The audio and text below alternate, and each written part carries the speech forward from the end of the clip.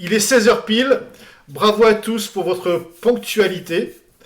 Je vois que les bonnes habitudes du présentiel ne vous ont pas quitté dans le distanciel. Donc c'est très bien. Jérémy arrive aussi. Salut Jérémy. Bonjour à tous ceux que je n'ai pas vus. Donc on a 2 heures. Si Mathieu, tu veux dire un mot, il faut le dire maintenant ou te taire à jamais. Nous avons 2 heures pour dérouler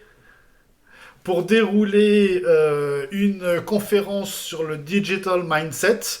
Et comme je vous l'ai dit en préambule, salut à tous, bonjour. Comme je vous l'ai dit en préambule, eh bien, il va y avoir beaucoup de découvertes, il va y avoir beaucoup de choses nouvelles, il va y avoir peut-être beaucoup d'étonnements. On plonge dedans. Ce programme, il est fait par Mathieu et moi spécialement pour vous. Donc, vous l'avez là dans mon dos sur un écran, mais je vais vous partager l'écran pour vous profiter mieux des magnifiques dessins et des magnifiques schémas que j'ai pu vous préparer. Donc l'idée est de passer 2 heures sur tous ces éléments un petit peu nouveaux pour vous et ensuite de se consacrer une demi-heure aux questions-réponses. Moi-même, je me permettrai de vous poser pendant l'exposé un certain nombre de questions auxquelles je n'ai pas les réponses.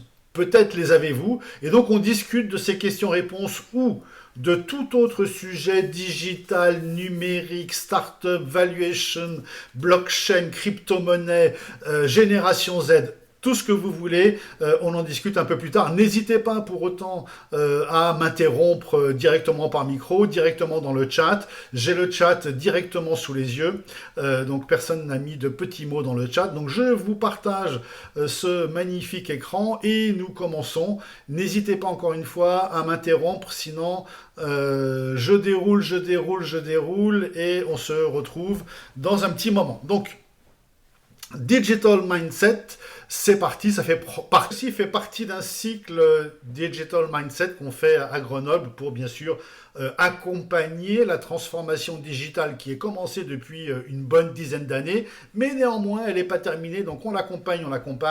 Mon rôle dans cette transformation digitale, c'est d'être désolé c'est en anglais, j'essaierai d'utiliser le moins de mots d'anglais possible et le moins d'acronymes, je suis un technology evangelist, c'est-à-dire que j'essaye de comprendre les technologies, donc vous allez vite vous rendre compte que je les maîtrise assez bien, et de les vulgariser, de les populariser et de vous les faire adopter. Vous avez mon email, vous avez mon sigle favori, ce petit C à l'envers qui est un copyleft. Je suis pour l'open source, pour l'open data, pour ouvrir les données le plus possible. Et bien sûr, toute cette conférence est filmée, sera sur Internet. Vous ne serez pas présent, bien sûr, il n'y aura que moi et mes slides. Tout ceci doit être communiqué au plus grand nombre. Aucune raison de mettre du copyright là-dessus. Mais c'est pas moi le plus important. Le plus important, c'est vous. Estelle, Maud, Sarah, Pilar, Vanessa, Cécile. Pour les garçons, je ne vous cite pas, vous vous débrouillez tout seul. C'est vous les plus importants parce que c'est vous qui, au quotidien, appliquez ou n'appliquez pas cette fameuse transformation digitale. C'est vous ou pas qui accédez aux demandes des clients qui sont de plus en plus folles. Et je ne sais pas si vous avez remarqué, mais plus le client est jeune, plus la demande est dingue.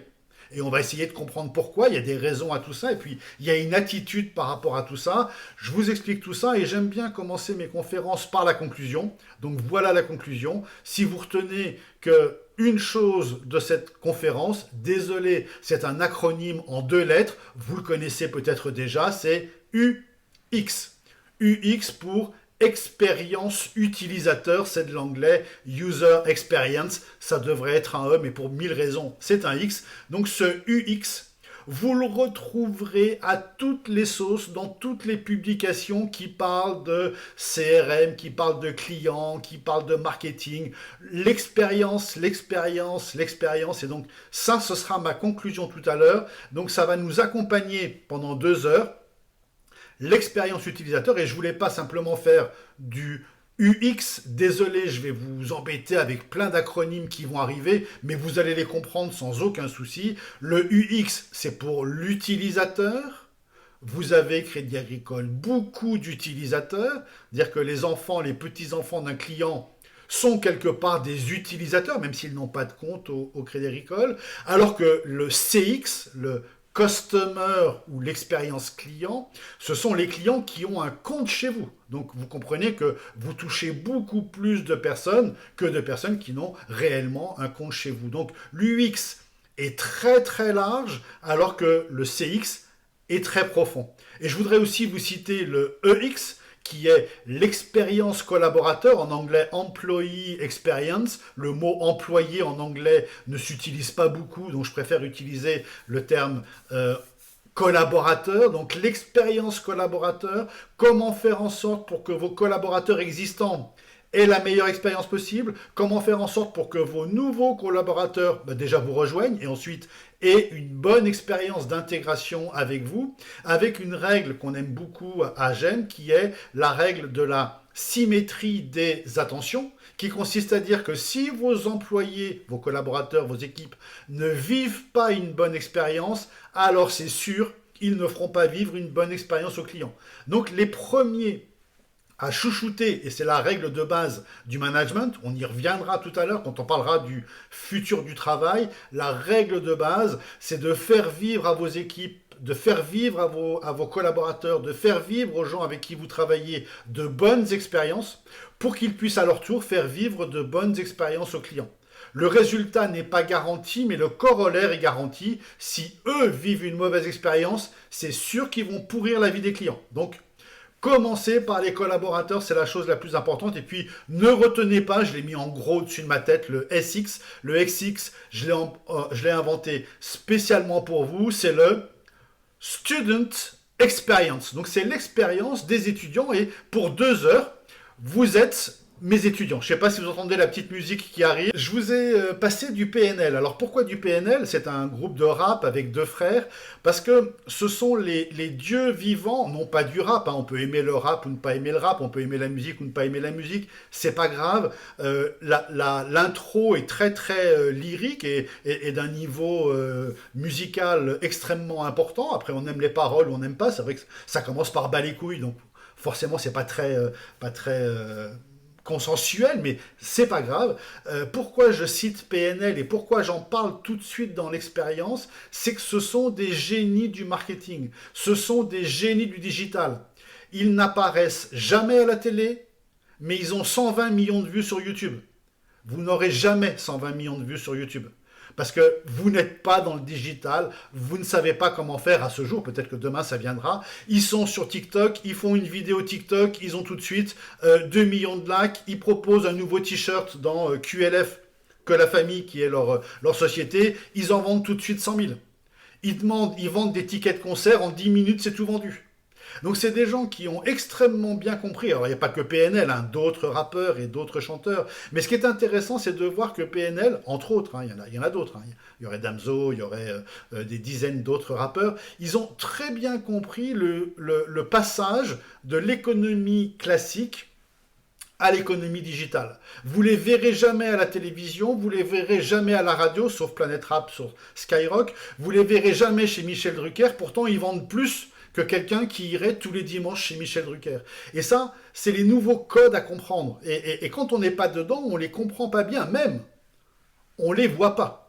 Et vous essayez de faire vivre une expérience à vos clients, et j'aime beaucoup votre slogan, hein, agir chaque jour dans votre intérêt et celui de la société, c'est parfait, ben c'est votre manière de faire l'expérience client. Maintenant, est-ce que vous l'appliquez, ce slogan, au jour le jour, agir dans l'intérêt du client et dans celui de la société? Ça voudrait dire que si vous l'appliquez, vous êtes plus fort que Jeff Bezos. Jeff Bezos, c'est le fondateur de Amazon que Mathieu connaît très très bien. Le fondateur de Amazon, Jeff Bezos, dit « Nous sommes obsédés du consommateur. Tout ce que nous faisons, une décision qui nous fait perdre 1 million mais qui plaît aux consommateurs, on prend la décision qui plaît aux consommateurs. » Et il dit la réputation que vous avez, c'est ce qu'on dit de vous quand vous quittez la pièce, c'est ce que pense le consommateur quand il a quitté le magasin ou quand il ouvre le colis, et c'est ça qui est important. Si vous agissez chaque jour dans l'intérêt de vos clients,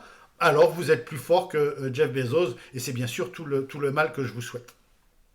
Vivons, donc faites vivre cette expérience-là à vos clients, n'allez pas plus loin que ça, c'est déjà un magnifique slogan, appliquez-le, ce serait fantastique. Je vous propose de vivre une première expérience Figidal, parce qu'on est là pour agir, vivre des expériences. Je vous ai envoyé 2 emails qui vous emmenaient sur différents sites, différents liens.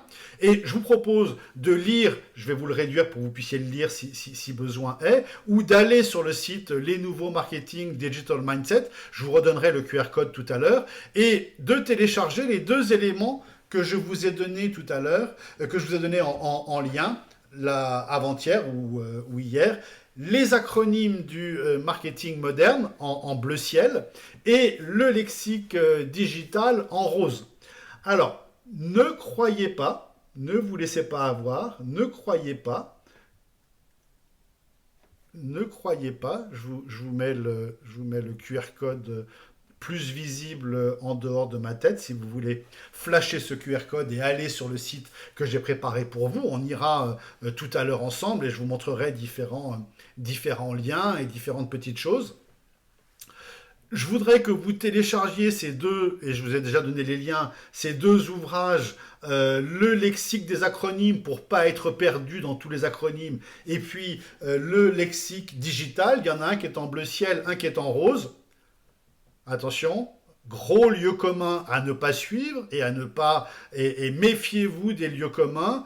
Bleu ciel pour les garçons, rose pour les filles. Non, c'est le contraire. Ce n'est que depuis le début du XXe siècle que le bleu est pour les garçons. Avant, le bleu était la couleur la plus précieuse du lapis lazuli et le bleu était réservé à la Vierge Marie et aux filles. Donc, avant 18e, 19e et depuis le 12e siècle, du 12e au fin 19e siècle, le bleu est la couleur des filles. Si vous regardez les peintres de la Renaissance et les peintres du 19e, toutes les femmes ont des robes bleues. Il y a un très beau tableau de Ingres. Et le rose-rouge, c'est la couleur du sang, la couleur de la puissance, et c'est réservé aux garçons. Donc, ne croyez pas ce que vous voyez. Et je vais tout de suite vous passer une photo. Et qu'est-ce que vous voyez dans cette photo? Et c'est une illusion d'optique qui date des années 50. Vous ne voyez certainement rien parce que personne n'y voit jamais rien. Il y a des taches, on ne sait pas trop ce que c'est. C'est une vache.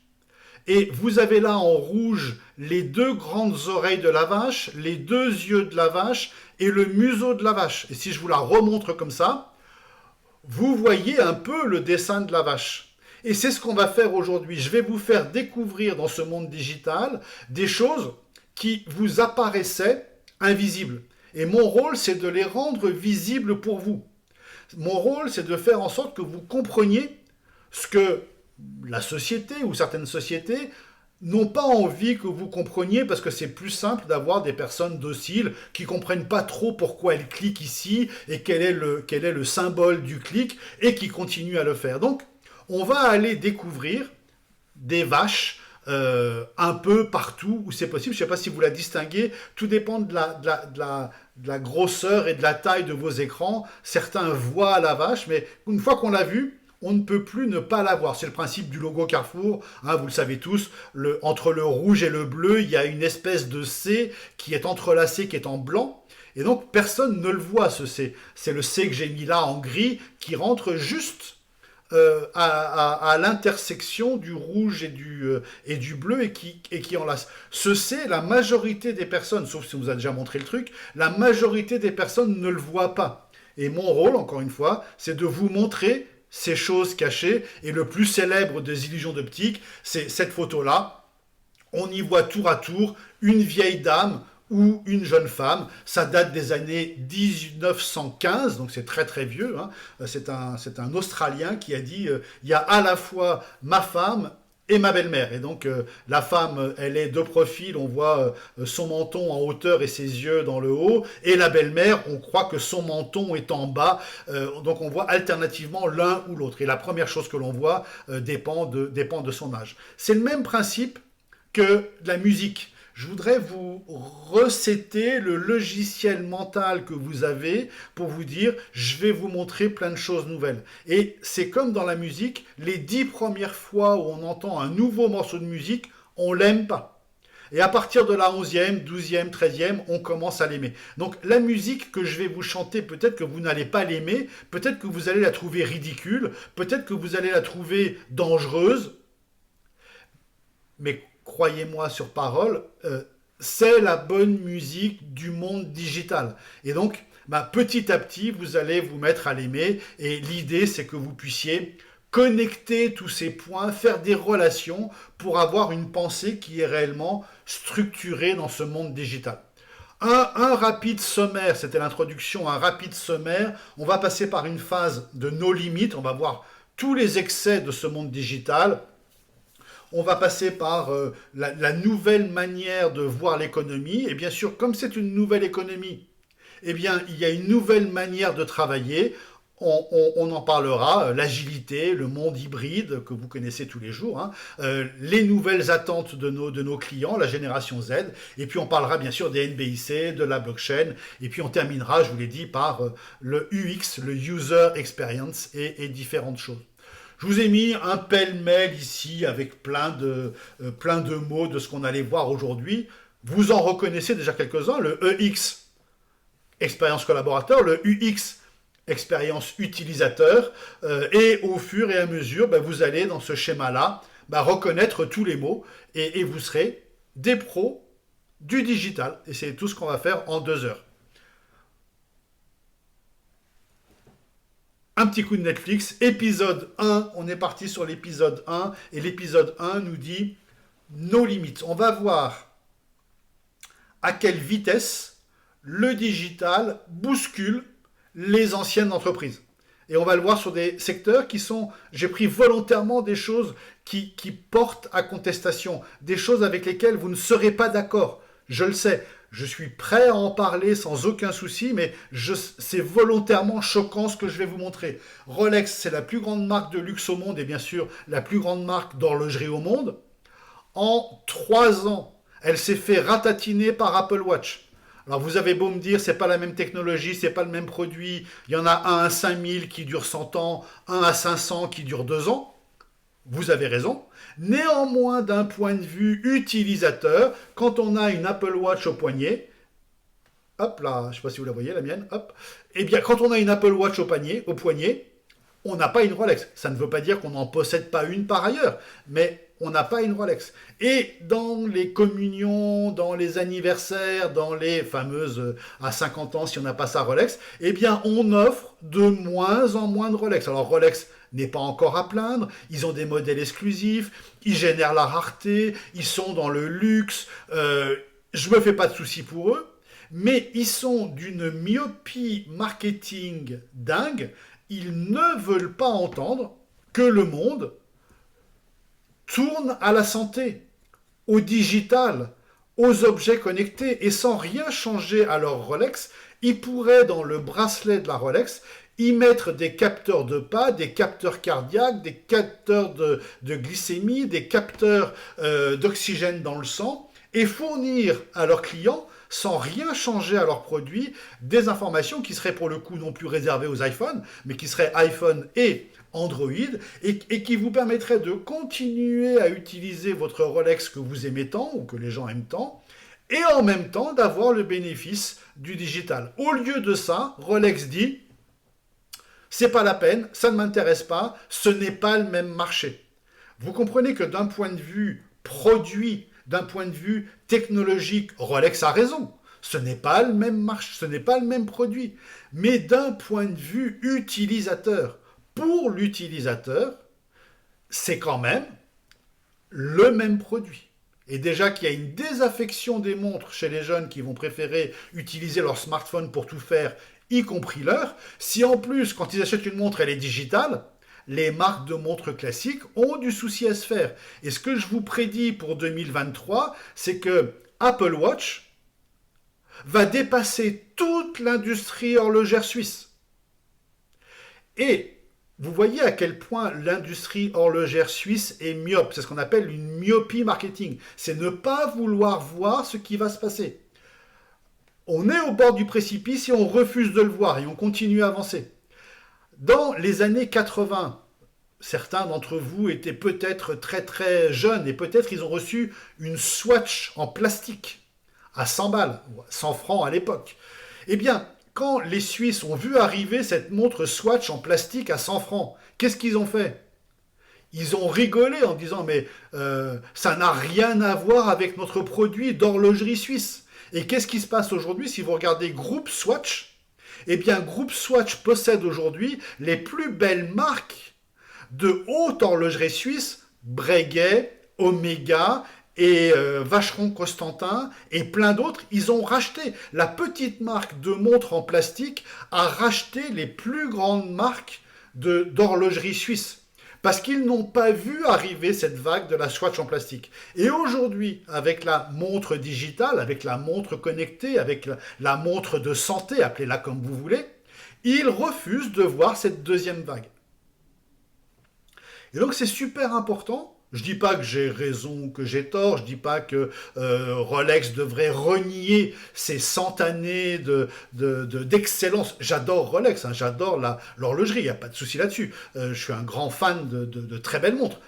Mais il faut reconnaître que Apple, qui va toucher bientôt, accrochez-vous à vos chaises, ou à ce que vous avez à côté de vous, va toucher les 3 000 milliards de valorisation.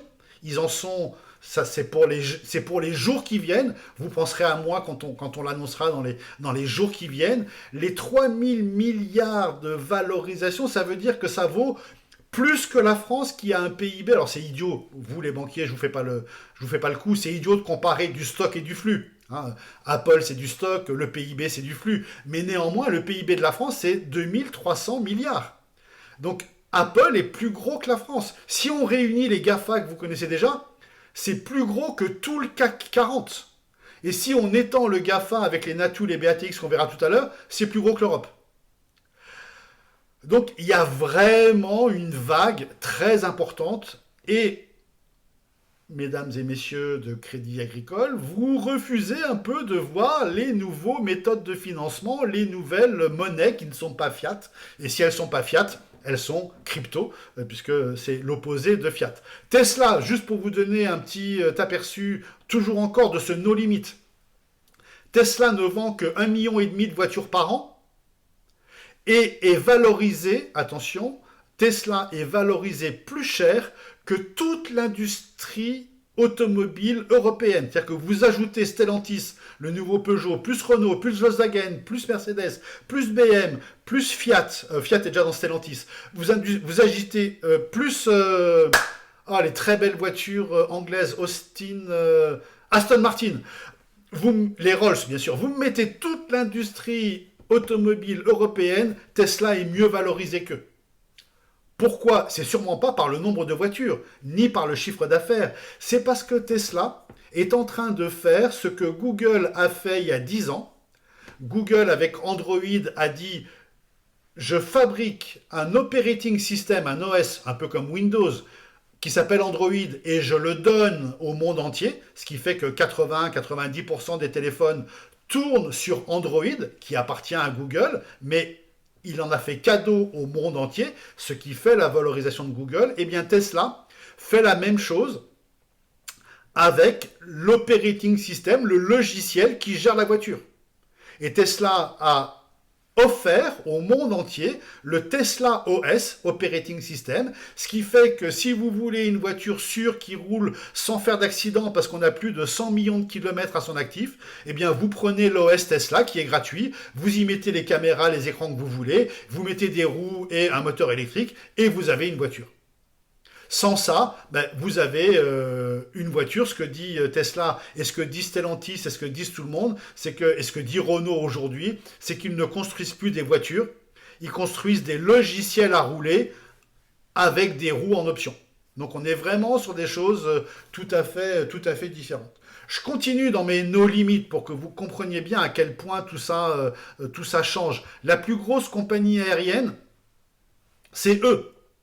Et vous voyez qu'il n'y a pas de hublot dans l'avion parce que il transporte pas des passagers, il transporte des cartons. Et vous voyez bien à quoi je fais référence. Et quand on parle des compagnies aériennes, savez-vous quel est le plus gros concurrent des plus grosses compagnies aériennes mondiales? C'est pas les low cost, c'est pas le train, c'est pas le Hyperloop, le train qui va sous vide, qui va très vite. C'est pas la voiture, c'est pas la marche à pied, c'est pas le cheval, c'est rien du tout. C'est Zoom.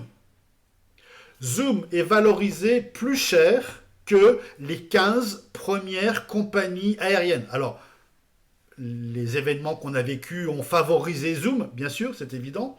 Et l'étude qui est faite là, c'est pas moi qui l'a fait, hein, c'est un institut de Lufthansa qui s'appelle Tourisme et Mobility Technology. C'est le Lufthansa Innovation Hub qui dit, voilà, Lufthansa, nous, compagnie aérienne, notre plus gros concurrent, c'est Zoom. Et je vais vous faire la même démonstration que sur Rolex. Les compagnies aériennes continuent à nier ce fait en disant, non, mais les gens continueront à voyager, les gens prendront les avions. Nous, on a des avions, des pilotes, des locaux, on a acheté ou loué des avions. Gros problème de location des avions avec la Russie en ce moment. Hein. Ils veulent pas les rendre, c'est pas les leurs, mais on peut pas les rattraper. Grand crash aérien qui va se produire à cause de ça. Nous sommes des compagnies aériennes, on n'a rien à voir avec ce Zoom qui fait des conférences à la Teams ou à la Google Meet ou à la ce que vous voulez, WebEx ou ce que vous voulez. Même réflexe que Rolex. Même myopie que Rolex. Pourquoi est-ce que les compagnies aériennes ne nous offriraient pas avec le prix d'un billet, pendant tout le temps où on attend à l'aéroport, avant contrôle, avant douane, après douane, en salle d'attente, une salle où je peux faire mes communications comme celle-ci. Vous pourriez très bien être à l'aéroport en train de prendre un avion et être connecté dans un aéroport plutôt que d'attendre avec le PC sur les genoux. Bien, vous pourriez rentrer dans une salle prêtée par Air France qui vous dirait je vous vends un billet, mais en plus je vous vends le droit de faire un Zoom ou un Air France Call avant votre vol, et même je vous vends. Ça va être possible avec Starlink. Starlink, c'est la constellation que SpaceX de Elon Musk déploie dans le ciel. En low orbite à 500 km, ils déploient des satellites qui vont permettre à tous les avions d'avoir de la communication, de la qualité de la fibre. Donc demain, vous aurez dans les avions une communication Wi-Fi impeccable. Pourquoi est-ce que les compagnies aériennes ne nous vendent pas des sièges qui sont des sièges qui vont être compatibles avec un Zoom, et on pourra, pendant les 7 heures de vol qui nous mènent là où on a envie d'aller, on pourra travailler pendant 7 heures. Donc ça veut dire qu'on prendra un jour en moins de vacances. Ça, on en parle tout à l'heure quand on parlera du nouveau travail. Parce que si je travaille 7 heures dans l'avion, c'est comme si je ne prenais pas le jour de vacances qui me permet de me transporter, parce que j'ai travaillé 7 heures dans l'avion. Même résultat avec Netflix. Je ne sais pas si vous avez vu les Oscars, à part la claque magistrale d'un artiste à l'autre. Le fait marquant, c'est que le film qui a gagné l'Oscar est un film Netflix. Il y a quelques années, l'industrie du cinéma ne voulait pas entendre parler de Netflix. Netflix était interdit de Cannes, interdit des Oscars. Aujourd'hui, celui qui gagne la palme des Oscars, avec le film qui est la copie du film, j'ai oublié son nom, du film français La famille Bélier, où c'est une famille de sourds avec une personne entendante qui fait le film, Narco, j'ai oublié le nom, enfin, peu importe. C'est un film Netflix qui gagne la palme. Et le chiffre d'affaires de Netflix est bien supérieur au chiffre d'affaires de Disney. Et à la valorisation. Au début, Netflix, c'était un vidéoclub. Qui se souvient encore des vidéoclubs où on allait chercher des cassettes VHS ou des CD? Enfin, des DVD, ou ce que vous voulez, des Blu-ray. Eh bien, Netflix, c'était un pauvre petit vidéoclub. Vous avez juste en dessous de Netflix, là, la photo du patron de Netflix, s'appelle Reed Hastings. Et ça me fait le lien avec le management qu'on va voir tout à l'heure. Est-ce que vous savez quelle est la méthode de management de Reed Hastings, le patron de Netflix? Il a écrit un bouquin que je vous conseille de lire à ce sujet. Le bouquin s'appelle « La règle chez Netflix, c'est qu'il n'y a pas de règle. Rules, no rules. La règle, c'est qu'il n'y a pas de règle. Tu veux 25% d'augmentation de salaire? Ok. Mais tout le monde le sait que tu as eu 25%. Tu veux 3 salariés de plus dans ton équipe? Ok. Alibaba, ils font un chiffre d'affaires en un jour, le 11 novembre, qui est le jour des célibataires. Ils font, et c'est une fête qu'ils ont inventée. Ils font en un jour, en 2020, je vais vous donner le chiffre d'affaires 2021, mais il n'est pas aussi célébré que celui-là. Donc le 11 novembre 2020, jour des célibataires, Alibaba et sa filiale française AliExpress et toutes les filiales mondiales réalisent un chiffre d'affaires en un jour de 74 milliards de dollars. 74 milliards en un jour. C'est 5 fois le chiffre d'affaires de L'Oréal, c'est 2 fois le chiffre d'affaires annuel de Renault, c'est 10 fois le chiffre d'affaires de la Fnac et Darty réunis. Enfin, vous voyez ce que sont 74 milliards. Et en 2021, et là, vous allez comprendre pourquoi. Ils ont même fait mieux, ils ont fait 85 milliards, sauf qu'ils n'ont fait aucune célébration. Ils ont peur de se faire, et c'est le cas, de se faire repérer par le gouvernement chinois et son parti communiste, et ils ont peur de passer à la trappe et de dire « Ah, vous êtes trop gros, on vous coupe en deux, en 10. » Donc aujourd'hui, ils font profil bas. Mais néanmoins, le 11 novembre 2021, ils ont fait 85 milliards de dollars, c'est un tout petit peu moins, de chiffre d'affaires en un jour, 24 heures, le 11 novembre.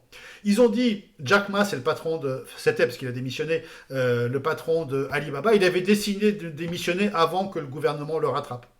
Ils avaient vu qu'il faisait un bon chiffre d'affaires pour la Saint-Valentin, le 14 février, le jour des amoureux où on se fait des cadeaux les uns aux autres. Seulement en Chine, il y a plus de célibes que de couples. Et donc il a dit, et si on faisait un truc où les célibataires s'offrent des cadeaux à eux-mêmes? Et donc ils ont dit, allez, vas-y, on monte le 11-11, 1-1-1-1, le jour des célibataires. Et voilà le résultat, 4 ans après, 85 milliards. C'est plus gros que Thanksgiving, c'est plus gros que le Cyber Monday, c'est plus gros que le Black Friday, qui existe depuis des années et des années. Donc vous voyez à quelle vitesse le no limit arrive. Et tout ça, ça nous génère, et on va passer à un autre chapitre, ça nous génère de nouvelles économies. Je ne vais pas les détailler, elles sont extrêmement complexes, on pourrait faire des heures et des heures sur chaque terme qui est ici. Ça nous génère de nouvelles économies. L'économie des plateformes, alors avec bien sûr l'incontournable Amazon, mais aussi Uber. Et aussi Airbnb, dont je vais vous parler dans quelques instants. Et toute cette économie, et ça c'est super important à comprendre, et c'est super important à intégrer dans votre réflexion managériale et votre réflexion produit et votre réflexion conquête client Crédit Agricole, toutes ces économies-là sont rendues possibles grâce à de la technique. Et là, vous avez toutes les techs. Alors, celle qui vous intéresse au premier plan, que vous connaissez déjà, c'est la FinTech, Financial Technology, mais tout ce qui est aussi PropTech, Property Technology. La Property Technology, c'est tout ce qui permet l'accession à l'immobilier. Donc, bien sûr, les prêts immobiliers, mais tout le monde immobilier, l'entretien de l'immobilier, etc., etc., la mobilité, etc., etc., tout ceci, c'est toutes les technologies grâce auxquelles, sans ces technologies, ce n'est pas possible, grâce auxquelles le no limit que je vous ai démontré est possible. Et ces technologies, elles sont toutes, croyez-moi, elles sont toutes en open source, elles sont toutes accessibles. Elles ne sont pas réservées aux gens qui font des milliards d'innovations. Vous pouvez accéder à toutes les technologies qui sont ici au tableau. J'aime beaucoup la AG technologie qui se dit AgTech et qui veut dire Agricultural. Et c'est toutes les nouvelles technologies d'agriculture. L'agriculture est en train d'être complètement chamboulée par les nouvelles technologies. C'est hyper important que vous accompagniez vos clients dans ces nouvelles technologies. Parce que ça va révolutionner la manière dont on exploite et dont on rentabilise un champ, une exploitation, des animaux, etc. Donc je ne vous fais pas l'affront de vous demander si vous connaissez les GAFA. Bien sûr, vous connaissez les GAFA, mais il n'y a pas que les GAFA dans la vie. Voilà le schéma complet. Au GAFA, on rajoute quelque chose, mais attention, je vais vous poser une question. Non pas ce que sont les NATOU, je vais vous le dire, mais les NATOU ont renversé les GAFA, puis les BATX sont venus renverser les Natu et les GAFA, et la question que je vais vous poser dans quelques minutes, c'est quelle est la prochaine vague, et surtout comment vous allez pouvoir faire partie de la prochaine vague. Alors, que sont les GAFA? Je ne vous le dis pas, vous le savez déjà, mais il faut y rajouter Microsoft et Salesforce. Je ne sais pas si vous connaissez Salesforce, mais c'est une très très belle société d'informatique et de logiciels. Les GAFA ont disrupté, c'est le mot précis, les GAFA ont disrupté l'économie mondiale. Et ensuite, quelques années après, 2015, les Natu, Netflix, Airbnb, Tesla et Uber, j'ajoute Booking, Expedia, sont venus ubériser les GAFA.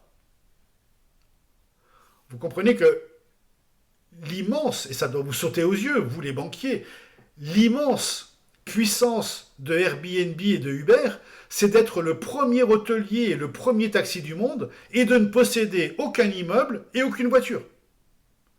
Google est le premier taxi du monde, pardon, Uber est le premier taxi du monde, il n'a pas une voiture. Il utilise la voiture des gens qui bossent pour lui. C'est quand même, en termes d'optimisation d'actifs, avec zéro actif, il arrive à faire quelque chose qu'il ne pourrait pas se payer s'il devait acheter toutes ces voitures. Je vous donne juste deux petites anecdotes sur Uber pour que vous compreniez bien à quel point tout ceci est disruptif. Tout ceci est nouveau. Le patron d'Uber, je ne vous donne pas son nom, il est trop compliqué. Le patron d'Uber a dit, et continue à le dire, sauf qu'il n'est plus à la tête d'Uber, le fondateur, dit « Je préfère présenter des excuses que demander des autorisations ». Si avant de faire Uber, il avait demandé l'autorisation à toutes les villes dans lesquelles il s'est implanté, est-ce que vous m'autorisez à faire bosser des gens qui ne sont pas mes salariés avec des voitures qui ne sont pas à moi? Vous pensez bien qu'on lui aurait dit non. Donc, il préfère présenter des excuses quand c'est nécessaire que de demander des autorisations. Deuxième anecdote sur Uber, et je pourrais vous en citer encore plein, mais juste deuxième anecdote sur Uber. Et c'est super important que vous compreniez ça pour voir à quelle vitesse tout ceci va aller.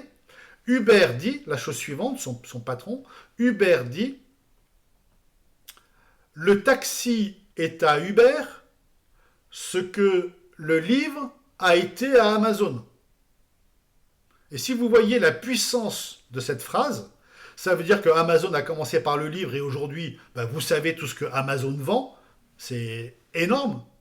Eh bien, Uber commence par le taxi, et puis on vient à la trottinette, on vient au scooter électrique, on vient au vélo, on vient au taxi classique. À New York, les Yellow Cab, les taxis classiques, vont venir rejoindre la plateforme Uber. Et son objectif, c'est que tous les taxis du monde en 2025 soient dans Uber. Mais vous pouvez transporter par Uber aussi des colis. Vous voulez faire passer un colis d'une ville à l'autre, vous appelez un Uber et vous avez le tarif colis. Et bien sûr, il y a Uber Eats qui va vous transporter de la nourriture. Et après-demain, il y aura Uber Train et il y aura... Bien sûr, Uber n'aura pas de train. Hein. Uber va exploiter les trains de la SNCF en leur disant, et c'est la réalité, vous êtes tellement nuls pour faire en sorte que les passagers, je ne sais pas si vous connaissez la dernière application de SNCF, le SNCF Connect, plus nul, ça n'existe pas, et Uber va leur dire, comme le fait, si vous connaissez Trainline, qui était l'ancien Captain Train, Trainline, pour réserver un train, il y en a pour 3 secondes et demie. Sur SNCF Connect, vous n'y arriverez pas. Donc, et donc Uber va dire dans quelques temps à SNCF, vous faites marcher les trains, vous savez faire, et nous, on va vous réserver les tickets pour vous. Et ça va être super simple de réserver un ticket de train par Uber. Pareil pour l'avion, pareil pour le bateau, pareil pour les... Je ne sais pas si vous connaissez les VTOL, V-T-O-L. C'est les énormes drones qui décollent verticalement et qui seront les taxis de demain, les fameuses voitures volantes. Uber va certainement les exploiter. Donc ils veulent être ce que le livre a été pour Amazon, et bien le taxi l'est pour Uber. C'est-à-dire qu'ils vont faire toute la mobilité. Dès qu'on va se déplacer, on cliquera sur l'application Uber pour faire notre déplacement, que ce soit encore une fois professionnel, vacances, objets, livraison de colis, etc., etc. On fera tout par Uber. Vous voyez la puissance avec laquelle tout ça vient chahuter les fameux GAFA. Et puis, dernière couche, les fameux BATX, c'est Baidu. Baidu, c'est le Google chinois. Alibaba, je vous en ai parlé, c'est le Amazon chinois. Tencent, je vous en ai pas encore parlé, c'est le, on va dire, Facebook, Twitter chinois, avec une application phare qui s'appelle WeChat. Et puis Xiaomi, qui s'écrit avec un X, mais qui se prononce Sh. Xiaomi, c'est le Apple chinois. Et donc, les BATX sont en train de renverser les Natu et les GAFA. Et donc la question que je vous pose maintenant, c'est qui est-ce qui va disrupter les BATX et comment est-ce que le Crédit Agricole peut jouer son rôle dans la disruption des BATX? Donc je ne réponds pas à cette question. On en parlera ensemble, vous avez encore 1h30 pour réfléchir. On en parlera ensemble à 18h si vous avez des idées de qui peut disrupter les BATX.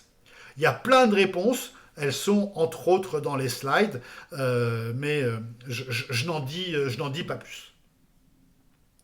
Donc vous avez compris, cette nouvelle économie est en train, dans les slides, il y a plein d'autres choses, mais je passe un peu plus rapidement pour aborder un deuxième sujet. Cette nouvelle économie qui est en train d'arriver, eh bien, elle est aussi en train de changer la manière que nous avons de travailler. Et elle va nous obliger à considérer le travail différemment. Le travail de vos agences, le travail de vos équipes et votre travail personnel à vous. Et donc on aborde une nouvelle partie avec un petit Netflix effet pour vous réveiller. Épisode 2, saison 1 toujours, on se verra sur la saison 2 ou 3 si vous avez envie de poursuivre. Quel est le futur du travail? Quel est le nouveau travail? Alors vous ne le voyez pas, il est derrière mon dos, mais son nom est ici. Le nouveau travail sera, mais il a déjà commencé largement depuis 2-3 ans à l'être, il avait commencé avant la pandémie a accéléré et aujourd'hui on en voit les effets. Ce nouveau travail, on l'appelle New Work ou comme on veut, on peut l'appeler travail flexible, aménagé, nomade, agile, comodal. L'Académie française a dit qu'on allait appeler ça du comodal. Il y a 2 modalités, en présence ou à distance. Eh bien, ce nouveau travail va supposer une hybridation de nos salariés, de vous-même, des salariés et de vos équipes. Et on peut voir dans un salarié hybride une perte de pouvoir, une perte de supervision, une perte de management, une perte d'efficacité, une perte d'assiduité. On peut aussi y voir, et moi c'est ce que j'y vois dans ces salariés hybrides, des salariés augmentés. Des salariés qui sont capables de travailler dans une agence, au siège régional, au siège national, sur leur lieu de vacances, depuis le site d'un client, sur la route, et ils peuvent travailler à différents endroits. Et quel est notre intérêt à nous, qui sommes les managers de ces salariés augmentés, de ces salariés hybrides, de ces salariés qui peuvent travailler de partout? Eh bien, l'intérêt, c'est qu'ils vont pouvoir rencontrer les clients de partout. Parce que le client, il demande un conseil téléphonique, et puis après, il demande un conseil par mail, et puis après, il demande un conseil par WhatsApp, après, il demande un conseil par SMS, après, il demande un conseil par chatbot, après, il demande un conseil en face-à-face visuel. Et le fait d'avoir des salariés hybrides et augmentés va vous permettre de répondre à toutes ces configurations clients. Donc c'est super important, face à des clients qui sont hybrides, d'avoir des salariés qui sont hybrides et qui vont pouvoir travailler dans plein de positions possibles, dans plein de contextes possibles, et qui vont pouvoir s'adapter. Parce que vos ventes, aujourd'hui, vos services, ils sont omnicanal. Je pense que vous connaissez ce terme d'omnicanalité, le fait de dire que, pour ceux qui ont un peu de passé dans le monde bancaire, tout se passait en agence ou pour des gros clients chez le client. Mais aujourd'hui, le dilemme agence chez le client, il est battu en brèche par les emails, les messageries instantanées, les chatbots, le téléphone, etc., etc. Le client, il est largement omnicanal. Il nous demande d'être omnicanal. Et c'est super important qu'on le soit omnicanal. Et donc, ça veut dire que on est des salariés hybrides. Je veux juste vous citer deux initiatives de deux grosses boîtes françaises. L'une s'appelle Publicis, ils ne sont pas dans la banque, je vous l'accorde.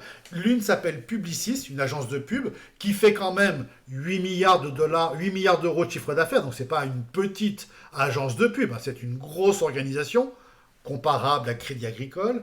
Eh bien, ils demandent à leurs salariés de travailler 6 semaines depuis l'étranger. C'est le Work Your World, donc va travailler partout dans le monde, et donc vous avez le droit de prendre vos 5 semaines de vacances, bien sûr, prenez-les à Bali si ça vous chante, et prolongez vos 5 semaines de vacances à Bali avec toute votre famille par 6 semaines de travail à Bali, payé comme du travail, et vous travaillerez de Bali. C'est-à-dire qu'on ne vous demandera pas de venir dans l'entreprise. Donc vous pouvez réellement travailler à distance. Est-ce applicable au Crédit Agricole? J'en suis pas sûr, mais attention, la génération Z que vous allez embaucher demain, génération Z, c'est les moins de 30 ans. Donc ceux de moins de 30 ans que vous embauchez demain, ça, ils le voient, ils l'entendent, et ils le veulent. Alors vous allez leur dire non pendant 1 an, non pendant 2 ans, mais vous n'allez pas leur dire non pendant 10 ans, si je peux me permettre. Autre solution adoptée par une autre très grosse boîte qui n'est pas française, mais peu importe, qui a un très gros siège en France, qui s'appelle Unilever. Et eux, ils ont pris le problème à l'envers. Ils ont dit, vous avez le droit ou le devoir de venir 8 jours par mois en entreprise. C'est-à-dire moins, on va dire un tiers temps. Vous devez faire un tiers du temps en entreprise. Le reste, vous le faites où vous voulez. Si vous voulez venir dans l'entreprise parce que vous habitez à côté, que chez vous c'est petit et que vous aimez bien le café de la cantine, venez 20 jours, 22 jours en entreprise. Mais si vous voulez faire vos 8 jours à cheval sur 2 mois et partir 2 mois dans votre famille à Bordeaux et louer votre appartement en Airbnb, eh ben vous partez 2 mois à Bordeaux et vous pouvez le faire avec cette flexibilité de 8 jours. Vous posez les 8 jours pour lesquels vous voulez être en entreprise et le reste du temps, vous avez le droit d'être où vous voulez. Alors, pour eux, pour l'instant, c'est pas à l'étranger. Mais on va y venir, vous pourrez être à l'étranger. Donc si 8 jours par mois en entreprise, 20 jours, peut-être pas 20 jours, mais 15 jours par mois à l'étranger ou en province, enfin en tout cas à un endroit où on ne vous demandera pas de venir dans l'entreprise. Alors, peut-être tout ça vous paraît fou, peut-être vous dites, non mais là, ils rêvent, ou chez nous c'est pas possible. Je comprends bien que si vous n'êtes pas passé par l'agilité, l'hybridation n'est pas possible. Et c'est pour ça qu'il est hyper important de commencer à gérer des projets en mode agile, à avoir des équipes en mode agile. Et si vous voulez même l'étape supérieure à l'agilité, elle s'appelle, vous allez retenir ça tous, elle s'appelle Scrum. Est-ce que vous connaissez le Scrum? Le Scrum en rugby, ça veut dire une mêlée. Vous voyez ce que c'est qu'une mêlée. Vous avez 8 personnes qui se mettent ensemble et qui poussent comme des malades dans le même sens. C'est un peu le bordel, ça tombe, ça tourne dans le mauvais sens, ça se casse la figure, l'arbitre la redresse et on repart en Scrum. Eh bien, le Scrum, c'est une méthode agile qui permet de gérer le travail tous ensemble en remote, en poussant tous ensemble dans le même sens, alors que l'ancienne méthode de gestion, c'est exactement, pour vous faire un parallèle, un relais 4 fois 100 mètres. Vous voyez le schéma d'un relais 4 fois 100 mètres sur une piste d'athlétisme? Il y en a un qui court et 3 qui attendent. La mêlée, il n'y en a pas un qui dit, bon tu commences à pousser, je pousserai après. On pousse tous en même temps. Ça, c'est de l'agilité. Et si vous développez des organisations agiles, des méthodes de travail agiles, des équipes agiles, des gestions du client agile, vous allez pouvoir ensuite passer à l'hybridation. C'est vrai que aller de zéro à l'hybridation tout de suite, ça paraît très dur. Il faut passer par la case agilité, et plus vous aurez d'agilité, plus vous serez capable de faire ce management hybride et qui s'oppose à un micro-management qui est encore très pratiqué aujourd'hui. Le micromanagement, c'est ce que tous les salariés détestent. Le patron qui dit « Qu'est-ce que tu as fait aujourd'hui? T'en es où? Fais voir. Pourquoi tu as fait comme ça? Il fallait faire comme ça. Pourquoi tu as appelé le client? Il fallait lui envoyer un mail. Pourquoi tu as envoyé un mail? Il fallait l'appeler, etc., etc. » Contrôle, présentiel, horaire. Ah bah tu pars à 5 heures aujourd'hui. Tiens, c'est ta piscine. Ça, c'est fini. Micromanagement, contrôle, présentiel, c'est fini. On est passé sur un mode de management hybride. On donne un objectif mensuel, trimestriel, hebdomadaire, et le salarié se débrouille pour, le collaborateur se débrouille pour remplir cet objectif. Donc la question que je vais vous poser par rapport à ce management hybride, par rapport à cette omnicanalité de vos salariés, c'est quel sera le futur des agences Crédit Agricole? Quel sera le futur d'une journée type ou d'une semaine type ou d'un mois type d'un collaborateur Crédit Agricole Sud-Alpes-Rhône?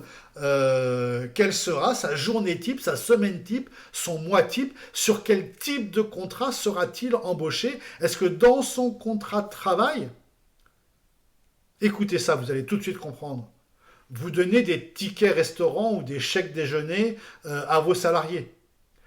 Est-ce que, peut-être en avez-vous vous-même, est-ce que demain, vous envisagez de donner à vos salariés les mêmes tickets que des tickets restaurants, mais qui seraient des tickets de coworking, qui leur permettraient d'aller chez Wojo, chez WeWork, chez Morning, pour dire, ou chez Accor, pour dire, ben, aujourd'hui, je paye 50 € payés par l'entreprise, je paye 50 € pour venir travailler chez l'hôtel Accor qui est à Valence. Je suis sûr que l'hôtel Accor de Valence, le Novotel de Valence, fait des forfaits journée de travail à 50 €. Est-ce que demain, vous donnerez à vos salariés le droit de faire 1 jour, 2 jours, 3 jours par mois dans un hôtel Accor en journée et peut-être en nuit s'il est en déplacement, et puis en même temps que les tickets resto, vous lui donnerez des tickets coworking. Et quand vous aurez réfléchi à tout ça, certainement que vos agences vont changer. Il y aura peut-être besoin de moins de postes de travail. Si vous payez des postes de travail chez WeWork, peut-être que vous aurez besoin de moins de postes de travail en agence ou au siège régional ou au siège national. Il y a une carte qui est très bien pour ça, et on en vient un petit peu là déjà eh oui, aux concurrents de Crédit Agricole. Ça va peut-être vous faire mal, mais je vous le dis comme ça. Swile, S-W-I-L-E, qui s'appelait avant Lunchar. Lunch pour le ticket resto et R parce que toutes les startups finissaient par un R, ça faisait plus chic. Et puis finalement, ils ont laissé tomber Lunchar, ils ont créé Swile. Swile, c'est facile de s'en souvenir, c'est Smile, dont on a retourné le M. Si on retourne le M, ça devient un W, et donc ils ont créé Swile. Et Swile, c'est tout simplement la dématérialisation des tickets resto papier. Donc plutôt que de donner ce fameux souche de carnet là, de tickets resto qu'on perd et qu'on périme, on vous donne une carte et dans la carte, il y a 1, 2, 3, 4, 10, 20, 30 tickets resto. Et donc vous payez avec votre carte. Mais si demain, moi j'y ajoute des journées de coworking, et si après-demain j'y ajoute des frais de déplacement, et si demain j'y ajoute une carte pro pour tous les frais qui vont en note de frais, et si après-demain ça devient carrément une carte de paiement pour l'hôtel, pour la SNCF, pour l'aviation, pour le coucher, pour tous les frais que l'on peut avoir en tant qu'entreprise, eh ben vous avez là un Conto, je ne sais pas si vous connaissez Conto, Q-O-N-T-O, une des grosses licornes valorisées en France plus de 5 milliards, eh bien vous avez un Conto bis, c'est-à-dire que vous avez un sérieux concurrent qui arrive. Donc il y a Conto, il y en a plein d'autres, et vous avez Swile, et il y en a encore d'autres qui sont là, qui sont dans cet univers de la fintech. Attention, ces gens-là ne font rien de plus que vous. Juste, ils le présentent différemment. Et vous êtes leur plus grosse bête noire. Ils se disent, si demain, une banque agile se met à proposer ce qu'on propose à plus large échelle, on est mort. Et ils ont de la chance, personne ne le fait. Donc, ils vivent encore de ça et ils ont de très grosses valorisations à cause de ça. Mais si demain une banque se met à faire ce qu'ils font là, vous allez voir les valorisations de Conto et de Swile dégringoler. Je vous ai dit, Conto, ils sont quasiment à 5 milliards de valorisation. Swile, ils sont à 2 milliards de valorisation. Il y en a encore d'autres qui suivent derrière dans la fintech. Et on n'a pas encore abordé les crypto-monnaies, on n'a pas encore abordé la blockchain, on n'a pas encore abordé les NFT. Et on est déjà là avec quelques concurrents pour Crédit Agricole. Et donc, laissez-moi vous dire que vous pourrez être hybride que si vous êtes agile et vous serez hybride au carré de votre agilité. Donc, transformez-vous vite en management agile, gestion par objectif, pas de micromanagement, et vous serez agile. Et du coup, vous pourrez devenir hybride, vous pourrez être omnicanal et vous pourrez enfin concurrencer ces gens qui, si vous ne faites rien, ne vont pas se priver de passer devant les banques traditionnelles et devant le système traditionnel. Tadam! Je vous le fais à la bouche en plus. Allez, épisode 3, on va voir maintenant comment tout ceci est possible. Et on va voir ce que j'ai envie d'appeler très rapidement comme ça, le futur de la technologie. Pour vous faire rentrer dans la technologie, cette technologie, elle ne vient pas de nulle part, elle vient d'hommes et de femmes, bien sûr, qui ont inventé tout ça. Vous avez là tous les inventeurs du web tel que vous le connaissez aujourd'hui.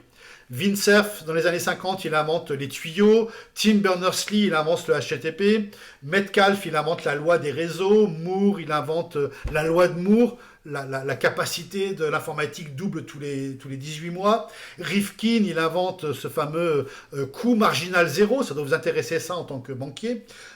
Il a dit que, Jérémy Rifkin, un économiste américain, dit que les boîtes qui vont réussir demain, mais vous comprenez bien pourquoi.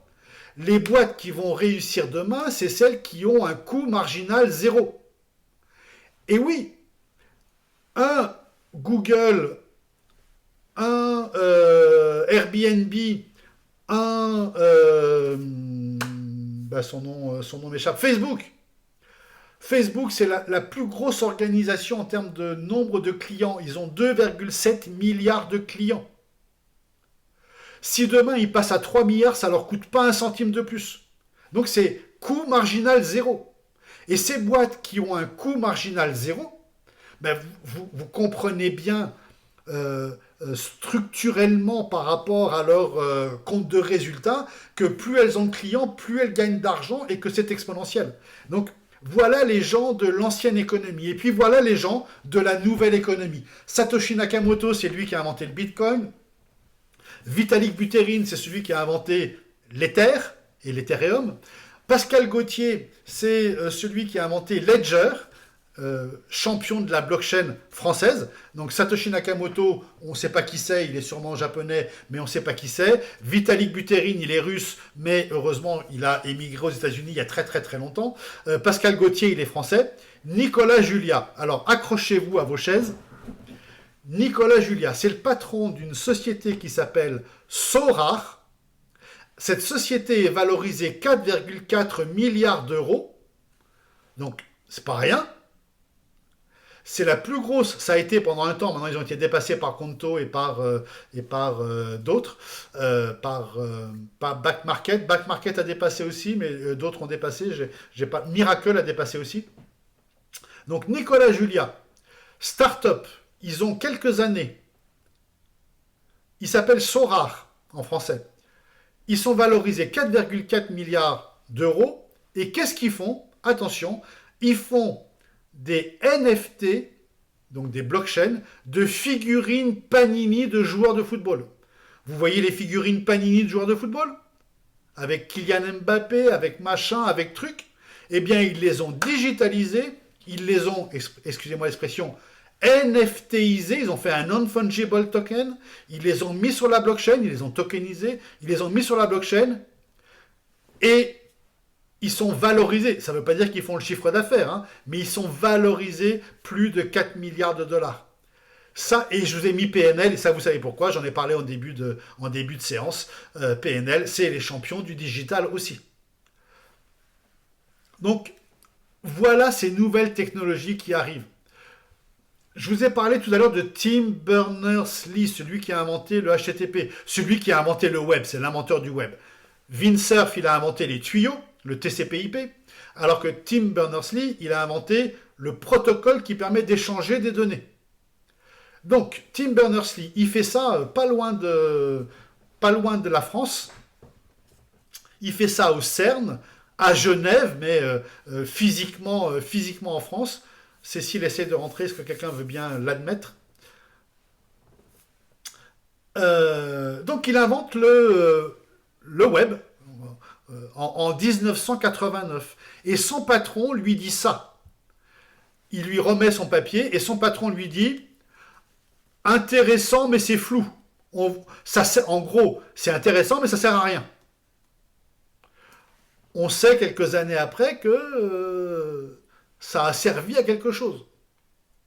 Et à chaque fois que je fais une conférence sur la blockchain ou sur les crypto-monnaies, les gens me disent « C'est intéressant, mais bon, ça ne sert pas à grand-chose. » À quoi ça sert de faire un livre de compte partagé que tout le monde peut regarder? Il suffit de donner ses avoirs à la banque elle tient un livre de compte, et c'est aussi bien. Ça ne sert pas à grand-chose qu'il soit partagé. Ben, c'est comme le web, ça ne servait pas à grand-chose de faire le web, et aujourd'hui, on ne ferait rien sans web, donc c'est c'est devenu super important.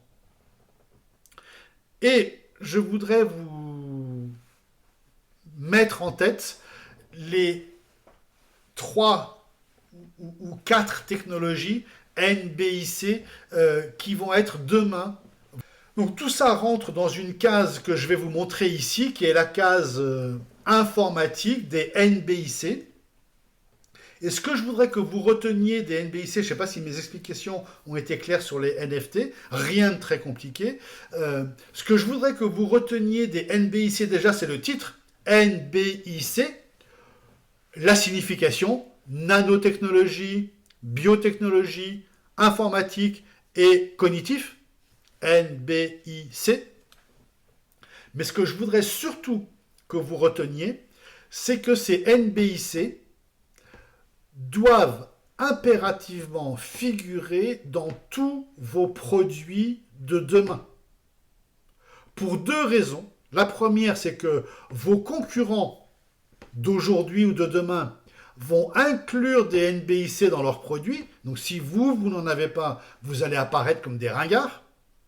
Et deuxièmement, c'est que vos clients, tous vos clients, industriels, agriculture, services, commerçants, tous ces clients-là vont prendre l'habitude d'acheter des assurances, d'acheter des produits financiers, d'acheter des services avec des NBIC et vont se retourner vers leur banquier en disant « vous ne me proposez pas de NBIC. Donc vous êtes ringard. » Donc vous serez soit ringardisé par vos concurrents, soit ringardisé par les demandes de vos clients. Alors c'est quoi les nanotechnologies? Ça ne concerne pas tellement le crédit agricole, mais néanmoins, c'est toutes les sciences des petits matériaux, avec des choses absolument faramineuses dedans. Ça intéresse beaucoup plus vos clients agriculteurs, ça intéresse beaucoup plus le marché de l'énergie, avec le graphène, avec l'hydrogène, avec toute la science des petits matériaux.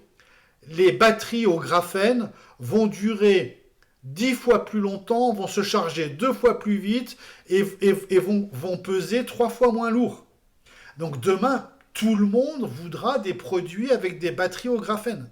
La batterie au graphène va nous permettre, attention, spoiler, la batterie au graphène va nous permettre de ne plus être raccordé au réseau EDF. On pourra faire tourner une maison entière avec une batterie au graphène, rechargée en solaire ou rechargée par une voiture.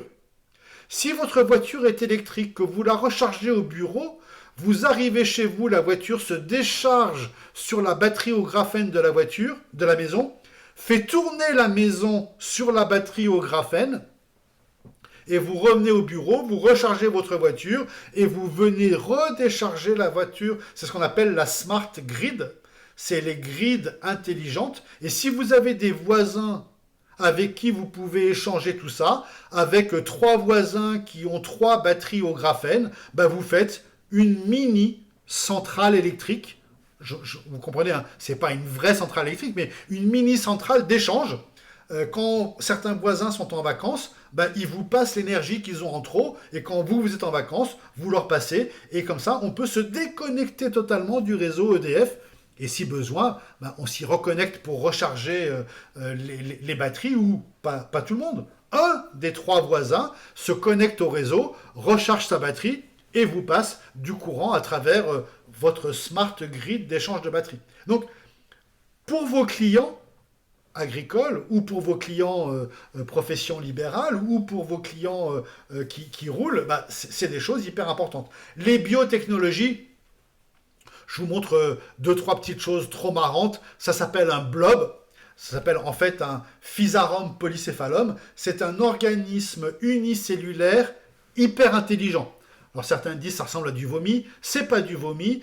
C'est un organisme hyper intelligent qui permet de mieux gérer les réseaux que n'importe quel ordinateur quantique. Ça, c'est un petit poisson, c'est pas vraiment un poisson, un axolote, qui permet de se réparer lui-même et qui vit 400 ans.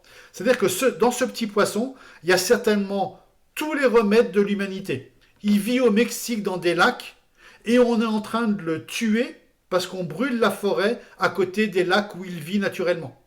Et bien sûr, il y en a plein dans les aquariums européens, mais les axolotes d'aquariums européens n'ont pas les propriétés de l'axolote originel du Mexique, et on est en train de le tuer pour brûler la forêt, pour faire du maïs, pour nourrir du bétail qui va nous rendre obèses, et on n'aura plus le médicament pour nous soigner de l'obésité, parce que c'est peut-être lui, l'axolote, qui a en lui le médicament pour nous soigner de l'obésité. Le tableau périodique des éléments est hyper important, surtout aujourd'hui où on n'a plus de nickel, on n'a plus de cobalt à cause de la Russie. Donc, ben, on va trouver dans ce tableau périodique plein de choses intéressantes. Ça, c'est encore une fois une algue qui fabrique du verre. Donc demain, les bâtiments pourront avoir du verre qui provient d'une algue qui s'appelle la diatomée. Et ça, c'est un tout petit organisme, on appelle l'ourson, il s'appelle le tardigrade, et à l'intérieur de lui, il supporte la chimie, le nucléaire, il supporte tout ce qui pourrait arriver à l'homme, et si encore une fois, on s'inspire de lui, on pourra gagner plein de choses. Et puis ça, c'est le fameux prix Nobel 2020 à une Française et une Américaine, Emmanuelle Charpentier, qui a fait le fameux ciseau génétique qui s'appelle CRISPR-Cas9, qui permet de modifier les génomes. Attention, c'est pas de la science-fiction. Ah, je cache le visage d'Emmanuelle Charpentier. Ce n'est pas de la science-fiction. Les cultures modifiées par CRISPR-Cas9 qui seraient plantées par certains de vos clients agriculteurs sont beaucoup plus résistantes. C'est pas de l'OGM, hein.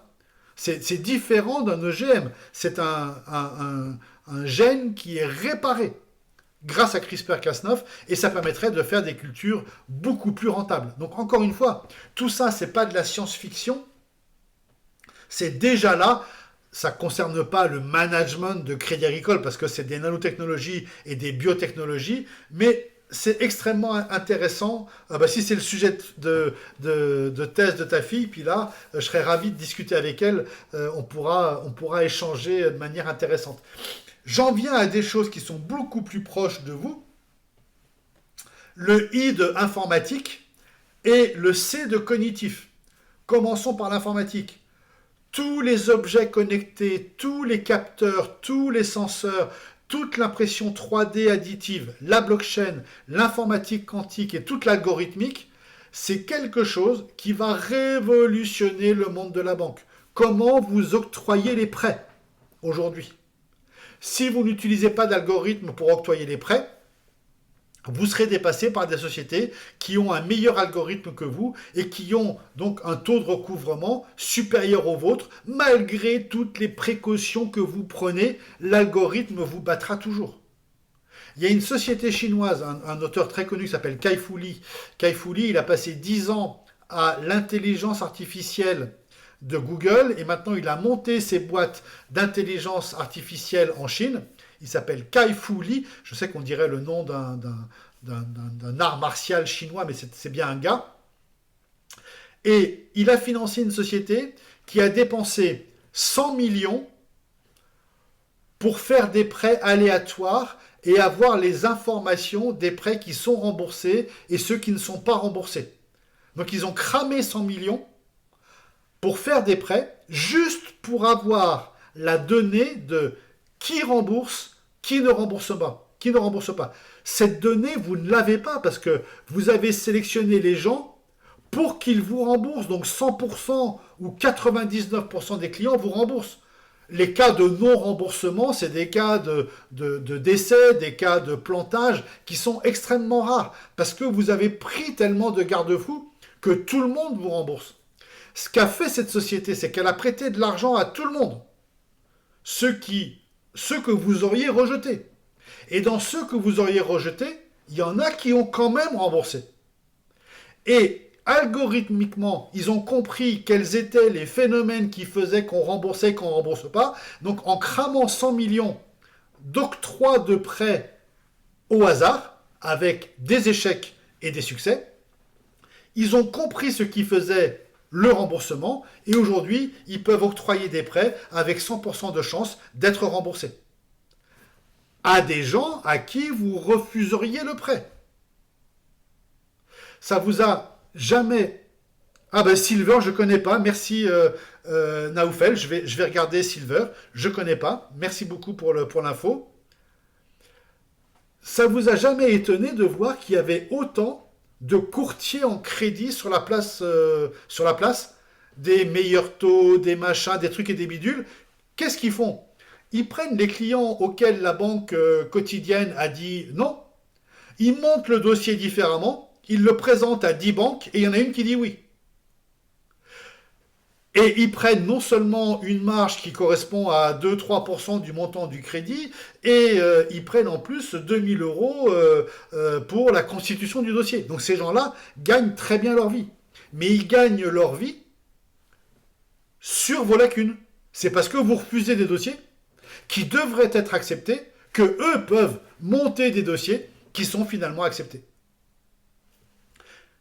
Et donc l'algorithme ou l'algorithmique, ne mettez pas de Y à algorithme, hein, c'est pas un rythme musical, ça vient du mathématicien non pas serbe, non pas croate, mais de Babylone, qui s'appelle Al-Ghazari, et c'est lui qui a fait le premier algorithme, donc algorithme porte le nom d'algorithme en l'honneur de Al-Ghazari, donc avec un I.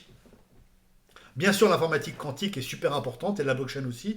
Et puis alors, n'en parlons pas. L'intelligence artificielle, le petit ML que vous voyez ici, machine learning.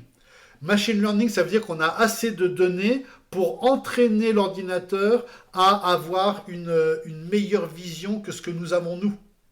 Il sait faire qu'une chose, mais il l'a fait mieux que nous. Donc attention, hein, dans l'intelligence artificielle, l'ordinateur ne remplacera jamais l'homme. On est irremplaçable, c'est sûr et certain. En revanche, sur une tâche précise, reconnaître un cancer de la peau, reconnaître une tâche ceci, reconnaître un chat d'un chien, eh bien si on entraîne l'ordinateur à juste cette tâche-là, il sera meilleur que nous. Mais il faut beaucoup de données. C'est ce qu'on appelle le machine learning. Et donc, tous les produits assurantiels, produits financiers, produits de refinancement, tous les produits, même simples cartes bancaires, autorisation de découvert, comment savoir que cette transaction bancaire-là a toutes les chances d'être frauduleuse, par rapport à tel autre. Est-ce que c'est simplement parce qu'il a changé de pays? Non, il peut partir en vacances.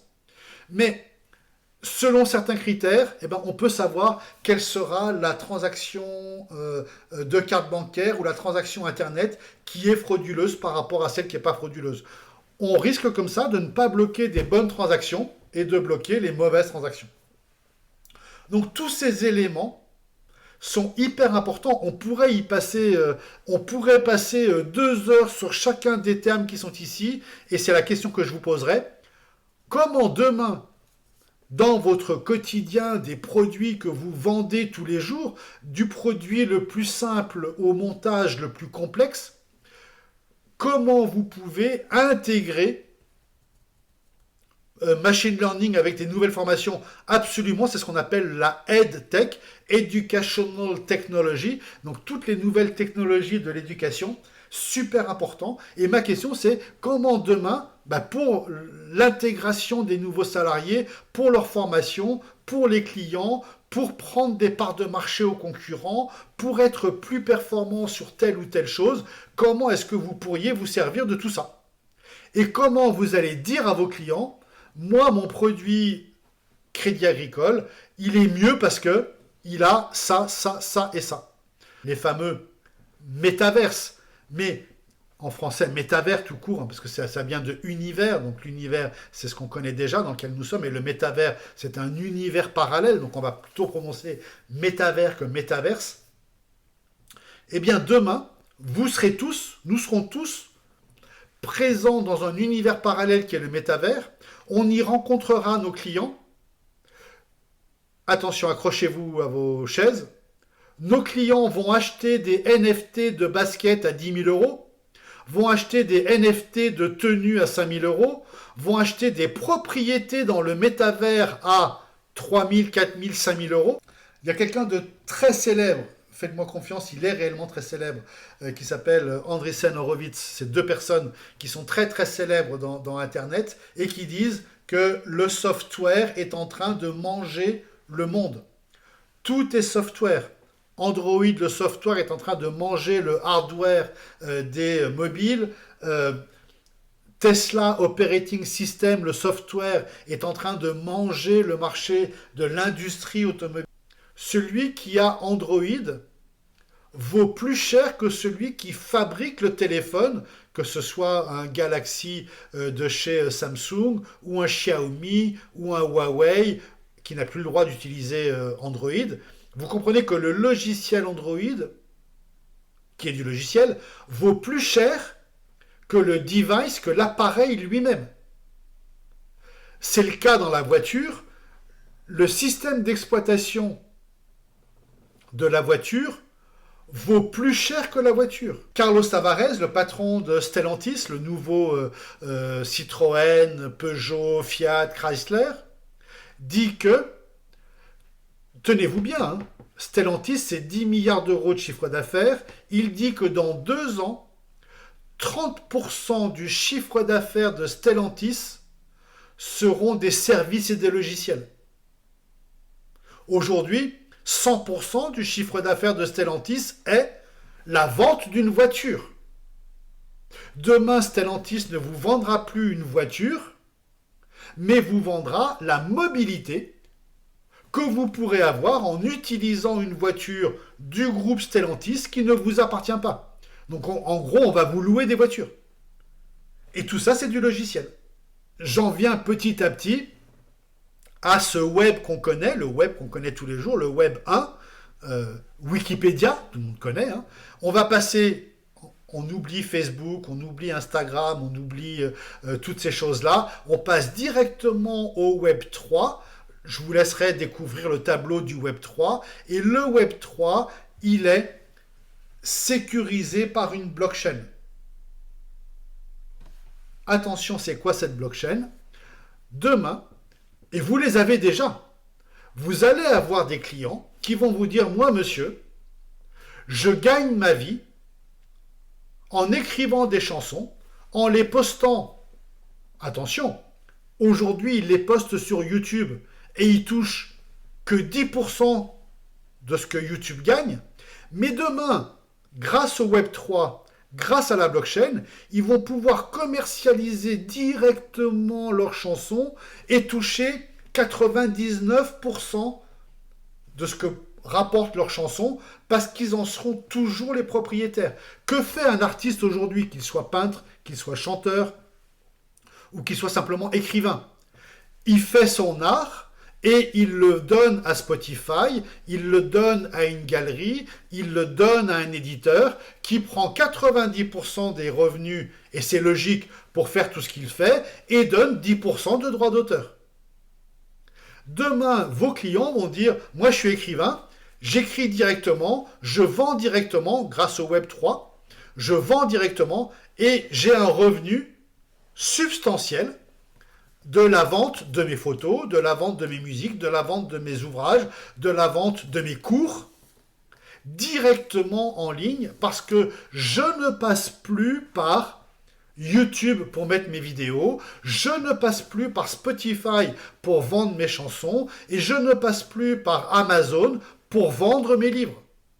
Grâce au Web 3.0, on est dans une organisation en forme de blockchain, décentralisée, c'est ce qu'on appelle la fameuse DeFi, retenez bien, défi là-haut, se lit DeFi pour Decentralized Finance, c'est la finance décentralisée, et donc les gens vont de plus en plus avoir des boulots, on appelle ça aujourd'hui un peu péjorativement des gigs, GIG ou des slashers, ils ont plusieurs boulots, mais demain, vous allez avoir des gens qui vont très bien gagner leur vie parce qu'ils sont écrivains, musiciens, photographes, et ils vont gagner des centaines de milliers d'euros par an. Attention, ce ne sont pas les petites influenceuses qui sont parties à Dubaï et qui gagnent 50 000 euros par poste. Ça ne dure qu'un temps. Vous comprenez qu'ils utilisent des plateformes qui prennent encore plus d'argent qu'elles-mêmes. Donc ça existe aujourd'hui. C'est un pôle extrêmement intéressant et des gens gagnent beaucoup d'argent, mais ce ne sont que quelques personnes. Ce monde décentralisé va permettre à toute personne d'être propriétaire de ses photos, de ses musiques, de ses peintures, de tout ce qu'il produit et de le vendre.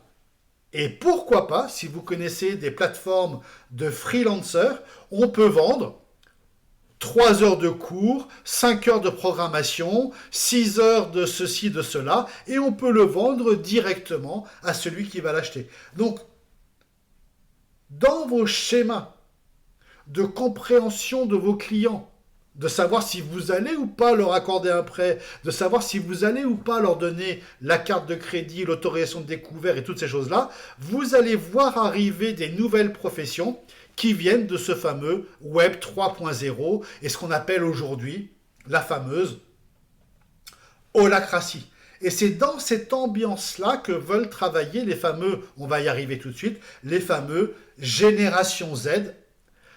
Ils veulent travailler sous forme de holacratie. Désolé, je cache un peu le mot. L'holacratie, c'est l'entreprise libérée. Tout le monde peut parler à tout le monde. Le test que font les jeunes aujourd'hui avant de rentrer dans une boîte, c'est pendant l'entretien d'embauche, ok, on a un entretien, tout se passe bien. À la fin de l'entretien, ils vous disent, est-ce que je peux envoyer un email au dirigeant de la boîte? Et si la réponse est bah non, c'est gênant, vous n'êtes pas encore salarié ou le jour de l'embauche, est-ce que je peux écrire au dirigeant? Et si vous lui répondez non, ça veut dire que vous n'êtes pas dans une holacratie. Je dois pouvoir, dans une entreprise libérée, après c'est ma responsabilité d'envoyer un message intéressant. Donc vous avez compris, il y a plein de révolutions industrielles qui arrivent et je voudrais quand même vous donner une vision un peu économique. Alors, on va faire une... Donc vous voyez toutes ces révolutions qui viennent les unes sur les autres et vous vous dites aïe aïe aïe, est-ce qu'on va être dépassé, est-ce qu'on va être mangé ou pas? Et donc là, j'aimerais vous donner deux visions. Une vision Michel Serres,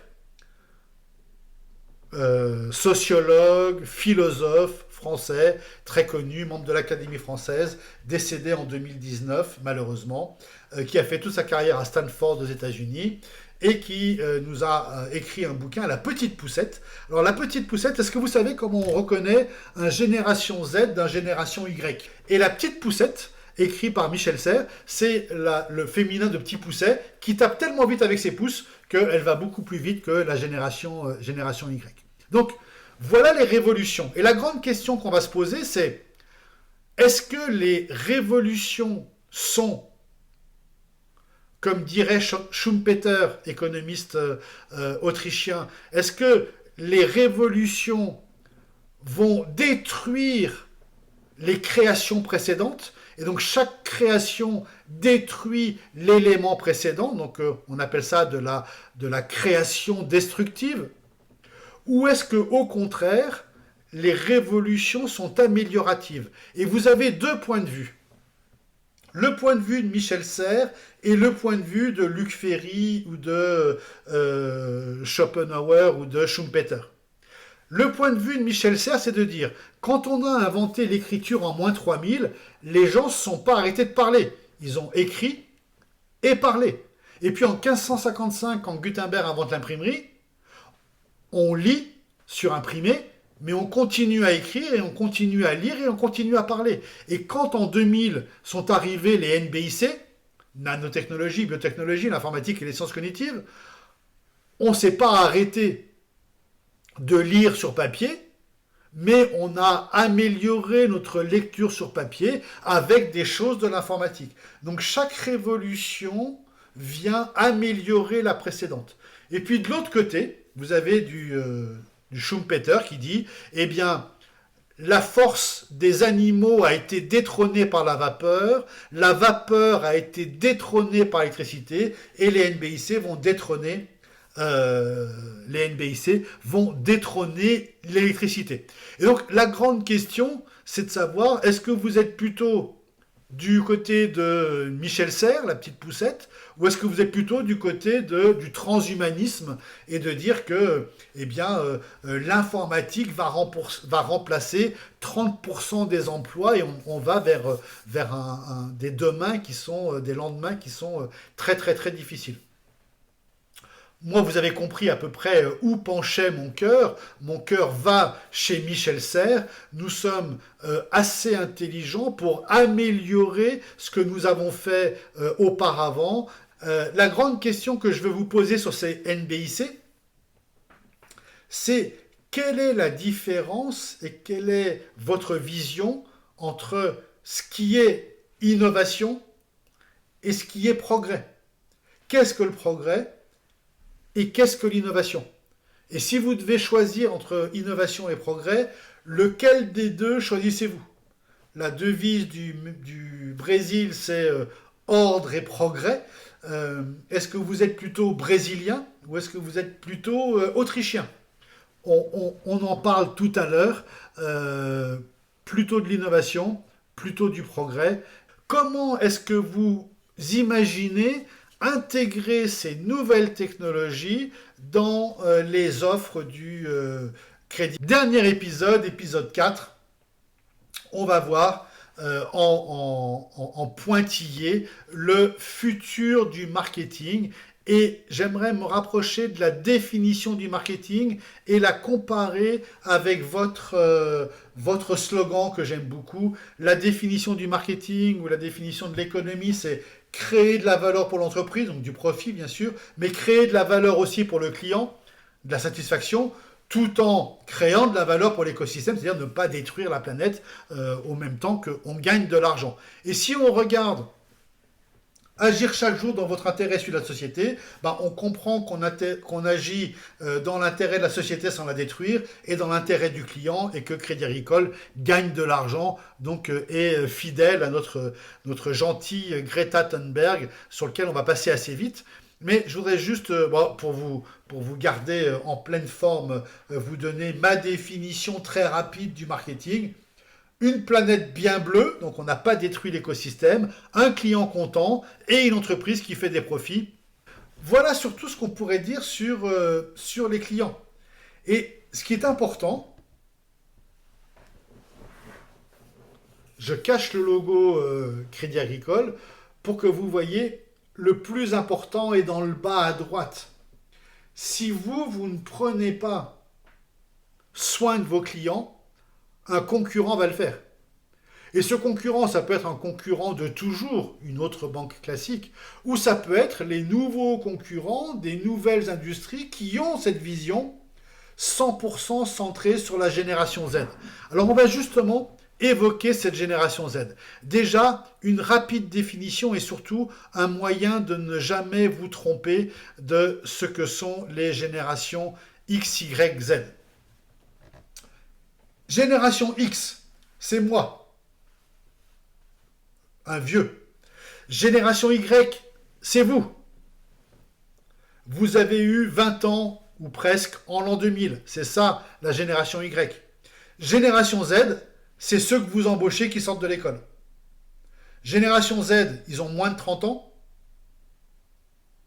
Donc peut-être certains d'entre vous sont de la génération Z autour de cette table. Génération Z, moins de 30 ans, exactement moins de 27 ans, mais bon, on arrondit à 30 ans. Génération Z, moins de 30 ans. Génération Y, les millennials, entre 30 et 45 ans. Génération X, plus de 50 ans. X, Y, Z. Et ceux qui sont nés après 2008, donc ceux que vous allez prendre en stage de troisième découverte pendant une semaine, ce seront les générations alpha nées après 2008. D'accord? Donc X, Y, Z, alpha. Ne vous embrouillez pas dans Digital Native Millennials, tout le monde confond. Donc laissez tomber ces Millennials et Digital Native, contentez-vous de X, Y, Z. Plus vieux que les X, vous avez le fameux boomer. Ok boomer, c'est une insulte pour dire à quelqu'un qu'il a vraiment rien compris au monde moderne.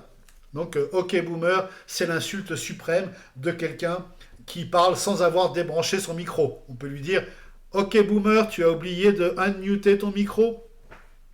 Donc ça c'est l'insulte suprême de celui qui n'a rien compris aux technologies. Mais X, Y, Z, c'est ce avec quoi on travaille aujourd'hui. Et donc les X, Y, Z, ils ont une pyramide de Maslow un peu différente. Les Z, la batterie et le Wi-Fi est plus important que la nourriture. Et donc, ils ont besoin de batterie, puis de Wi-Fi, et après, ils pensent à dormir, à manger, ils pensent à se sécuriser, ils pensent à différentes choses. Mais avant tout, c'est batterie Wi-Fi. Qu'est-ce qu'ils veulent? Les X, je vais vous le montrer différemment, donc je peux vous montrer comme ça marche. Les X, moi, ils veulent depuis 99 un site web et de l'internet. Les Y, vous tous, vous voulez des applications mobiles. Attention, je ne vous fais pas l'affront de vous faire la différence entre une application mobile et un site internet. On a beau pouvoir consulter un site internet depuis un mobile, puisqu'il est responsive web design, mais néanmoins, un site internet n'est pas une application. L'avantage d'une application, c'est qu'elle réside sur nos écrans, qu'on peut cliquer dessus à tout moment et qu'en une seconde, on est dans l'univers du Crédit Agricole, si c'est l'app du Crédit Agricole. Donc, hyper important de bien comprendre la différence entre le web et le mobile. Génération Z, ils veulent bien sûr du web, bien sûr du mobile, mais ils veulent des living services. Et les living services, c'est deux choses extrêmement simples à comprendre, mais qui vont vous étonner. La première, c'est la digitalisation de tout. Je vous ai montré tout à l'heure la carte Swile qui digitalise les tickets restaurants. Et de plus en plus, cette génération Z, elle veut digitaliser la voiture. Elle ne veut pas acheter une voiture, elle veut une appli pour conduire une voiture. Si vous ne connaissez pas, ça s'appelle Getaround. Vous avez l'application Getaround, ça ouvre une voiture, vous conduisez la voiture, vous rendez la voiture et vous payez le tarif qui était convenu au préalable. C'est du Getaround, c'est la digitalisation de la porte d'entrée qui vous permet à distance d'ouvrir à un livreur Amazon. Si vous entendez encore quelqu'un vous dire « il faut que je reste à la maison aujourd'hui parce que j'ai un livreur qui arrive », c'est qu'il n'a pas encore digitalisé sa porte d'entrée. Demain, on digitalisera sa porte d'entrée et on n'aura plus besoin d'être là pour ouvrir. Donc, la digitalisation de tout. la digitalisation des diplômes par la blockchain, la digitalisation bien sûr du sport par le e-sport. Mieux que YouTube aujourd'hui, il y a Twitch, qui est la plateforme de visualisation des gamers qui font du e-sport et que les gens regardent faire du e-sport. C'est étonnant, mais c'est comme ça. Donc le sport se digitalise, etc., etc. Très facile à comprendre. C'est un mouvement qui est d'une très grande amplitude. Et la deuxième chose, donc vous devez aider à la digitalisation de tout. Digitalisation, attention, des signatures. Est-ce que vous demandez encore au client de venir à l'agence pour signer un document? J'espère que non. Vous lui envoyez une signature digitale à faire. Et deuxième point, les liquid, désolé, je cache le N, mais c'est bien un N. Les liquid expectations, c'est un mot assez compliqué pour désigner quelque chose de simple. Une liquid expectation, c'est spécial génération Z, spécial mauvaise foi, spécial gamin gâté qui n'a pas connu... Alors on ne pourra pas dire que ces gamins n'ont pas connu la guerre parce que ils connaissent la guerre Russie-Ukraine et on espère que ça s'arrêtera là. Mais ils n'ont pas connu le monde sans Internet et du coup, ils nous font des liquid expectations. Les liquid expectations, c'est un benchmark intersectoriel. Ça ne vous dit rien, je vous l'explique. Les générations Z, je vais vous mettre directement en cause avec un exemple, vont comparer leur banquier, Crédit Agricole, avec un livreur de pizza. Vous leur dites, votre carte bancaire est arrivée à l'agence, elle est à votre disposition. Donc déjà, ils essaient de répondre au SMS en disant « Ok, merci », mais sauf que c'est un no reply, donc forcément, on ne peut pas répondre. Et après, on veut faire de la communication et on veut faire de la conversation. Il faudrait déjà envoyer des SMS auxquels on peut répondre. Donc, ils vous appellent, s'ils trouvent le numéro de téléphone, ils vous appellent et ils vous disent « Ah bah bonjour, merci, la carte bancaire est à l'agence, super, est-ce que vous pouvez me la livrer à la maison ?» Et pourquoi ils vous disent ça? Ils vous disent ça parce qu'ils ont l'habitude de se faire livrer des pizzas, des sushis, de la nourriture, des choses de chez Amazon, et ils disent, mon banquier, il a qu'à me livrer ma carte, j'ose pas dire mon chéquier, parce qu'ils n'en ont pas vu des chéquiers, et ils ne veulent pas en voir.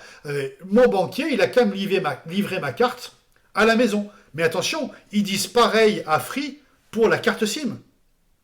Je suis à l'aéroport, je me suis fait voler mon portable, je pars dans 2 heures, livrez-moi une carte SIM à l'aéroport en 2 heures. Et bien sûr, que lui répond Free, Orange, SFR? Il dit on n'est pas ta mère, on n'est pas Uber Eats et on va pas te livrer une carte SIM comme ça. C'est pas possible. Mais qu'est-ce qui fait le client quand il demande un truc impossible? Il ne le fait pas pour vous embêter. Il le fait parce que ailleurs, il a vu que c'était possible. Et donc, c'est ça qu'on appelle une attente liquide. C'est qu'il vous transfère les capacités qu'il a vues chez quelqu'un d'autre et qui dit si c'est possible ici, c'est aussi possible chez mon banquier. Alors, ce que je vous ai dit sur la carte SIM et qui était impossible il y a quelque temps, aujourd'hui, c'est devenu possible avec la eSIM. Vous me téléphonez de l'aéroport, on vous a volé votre téléphone, vous en rachetez un et vous voulez la SIM avec votre téléphone dessus, votre numéro de téléphone et toutes vos conversations. Qu'est-ce que je vous envoie? Un QR code à flasher et qui va être la eSIM de votre nouveau téléphone que vous venez d'acheter il y a 2 secondes. Vous faites la synchro avant de partir en avion et 1 heure après, vous avez la reconstitution totale de votre téléphone avant de prendre l'avion. Donc aujourd'hui, il faut faire en sorte que les demandes dingues de nos clients soient possibles. Et là, pour conclure, une très belle photo de Michel Audiard qui dit « Les clients, ça ose tout ». Eh bien oui, les clients, ça ose tout, et vous avez 2 manières de prendre ce que les clients osent en vous parlant. La manière, on va dire, un peu excédée, voire un peu railleuse de dire non mais ils sont complètement tarés, il veut que je lui donne une réponse pour sa demande de prêt qui demande 10 heures d'études, il veut une réponse pour demain. Alors qu'il sait qu'il doit acheter ce truc-là depuis 15 jours. Et il me demande à moi une réponse demain. C'est pas possible. Ou il me demande de lui envoyer sa carte bancaire au bureau, je suis pas Uber Eats, c'est pas possible. Donc il y a une manière de répondre en disant ben, vous êtes trop bête de demander ça, c'est pas possible. Et puis il y a une deuxième manière de répondre qui est de dire je comprends que vous ayez envie que ça se passe comme ça. Aujourd'hui, je peux pas vous dire oui, mais on va travailler pour que ce soit possible. Et demain, de faire des réponses en 1 heure. Demain, d'envoyer des cartes bancaires n'importe où. Demain, de faire tout ce que vous ont demandé vos clients et qui était impossible. La technologie est là pour vous aider. Et encore une fois, si vous ne le faites pas, quelqu'un prendra ces demandes en compte et fera en sorte que ce soit possible. Souvenez-vous de tous ces courtiers en prêt immobilier qui gagnent extrêmement bien leur vie et qui gagnent leur vie parce que vous ne faites pas ce boulot-là et vous ne répondez pas positivement à certains clients ou vous ne donnez pas le bon taux à certains clients, ce qui fait que ils vont avoir l'impression que tout ceci est factice. Dernière slide et puis on a terminé. Je vous avais dit que je terminerais, j'ai 1 minute de retard, qu'on terminerait sur le UX, CX, EX. Et là, je vais m'effacer pour vous montrer la conclusion globale. On veut que l'expérience de nos clients soit enchantée, soit magnifique, soit supérieure, soit agréable. On veut que nos clients aient une bonne expérience dans leur fréquentation des banques et principalement du Crédit Agricole. Pourquoi ? Tout simplement pour avoir des clients qui sont engagés et tout simplement pour réussir des ventes, pour augmenter nos parts de marché. Le but de tout ce que je viens de vous dire pendant 2 heures, c'est pas de faire de l'innovation pour l'innovation, c'est pas de faire du digital pour du digital. L'unique objectif, c'est de vendre plus, c'est d'avoir des clients engagés, c'est d'avoir des clients ou des salariés qui, quand vous faites une publication sur LinkedIn, sont 10, 20, 30, 50 à la liker, à porter votre bonne parole d'un poste à pourvoir, à porter votre bonne parole d'un produit que vous lancez, à porter votre bonne parole de tout ce que vous évoquez, pour faire en sorte que vous ayez le plus d'écho possible. Le fameux parrainage d'hier, c'est un like aujourd'hui.